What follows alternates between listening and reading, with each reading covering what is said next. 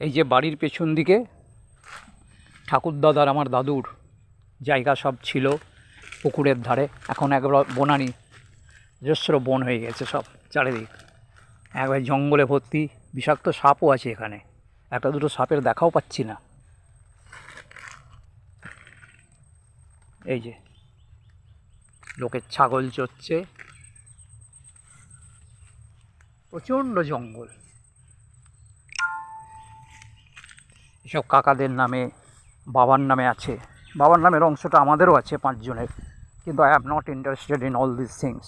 আর তো এসব ভালো লাগে না।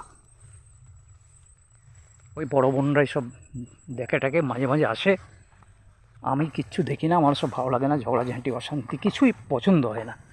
আমার যা দিয়েছেন ঈশ্বর, that is sufficient enough to sustain my life.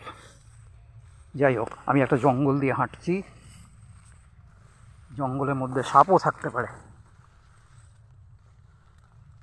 এই পুকুর ওপারে কাকার লাগানো আম গাছ, ডুমুর গাছ,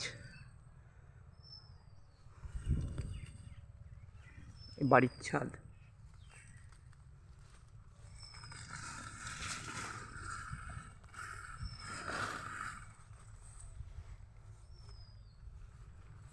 ফুল গাছ, এতেই ঠাকুরের পুজো হয়। ফুল গাছ আছে বাড়িতে, সব আছে। পুকুর, এই পুকুরে জাল পড়তো, ঠাকুমা খুব ভালোবাসতেন এই পুকুরের মাছ। বিক্রি হতো, ফারাক্কা চলে যেত, বাড়িতে 3-4টে বড় বড় কাতলা মাছ আসতো। ঠাকুরদা সব, আমার বাবার শ্বশুর বাড়ি পাশে আমার দাদুর বাড়ি, সেখানে দিতেন গোটা গোটা মাছ নিয়ে গিয়ে একবার। এখন সব গল্প হয়ে গেছে, এখন সব ভাগের মাছ, গঙ্গা পায় না।